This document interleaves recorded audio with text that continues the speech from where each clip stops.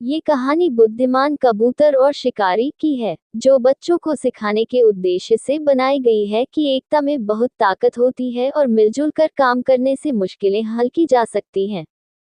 आइए दोस्तों, कहानी शुरू करते हैं। एक समय की बात है, जंगल में कबूतरों का एक झुंड रहता था। ये झुंड बहुत मिलजुल कर रहता था और सभी कबूतर एक दूसरे का ध्यान रखते थे। एक दिन कबूतरों का झुंड भोजन की तलाश में आसमान में उड़ान भर रहा था।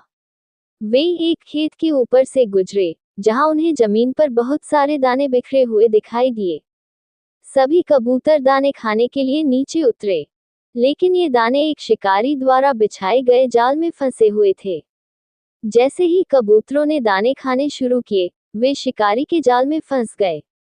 सभी कबूतर घबरा गए और इधर उधर उड़ने की कोशिश करने लगे, लेकिन जाल में बुरी तरह फंसे होने के कारण वे उड़ नहीं सके। शिकारी खुश होकर उनकी ओर बढ़ने लगा। तभी झुंड के सबसे बुद्धिमान और अनुभवी कबूतर, जो सबसे बुजुर्ग थे, ने सभी कबूतरों से कहा, डरो मत। अगर हम सभी मिलकर एक साथ कोशिश करेंगे और अपनी पूरी ताकत लगाएंगे, तो हम इस जाल से बाहर निकल सकते हैं। हमें एकता में शक्ति का उपयोग करना होगा। बूढ़े कबूतर की बात मानकर सभी कबूतरों ने एक साथ जाल को लेकर उड़ने की कोशिश की। जैसे ही उन्होंने मिलकर जोर लगाया, वे जाल के साथ हवा में उड़ गए और शिकारी के हाथों से बच निकले। अब बूढ़े कबूतर ने उन्हें सलाह दी कि वे अपने एक मित्र, जो चूहा था, के पास जाएं। चूहा जाल को काटने में उनकी मदद कर सकता था। सभी कबूतर जाल लेकर चूहे के पास गए।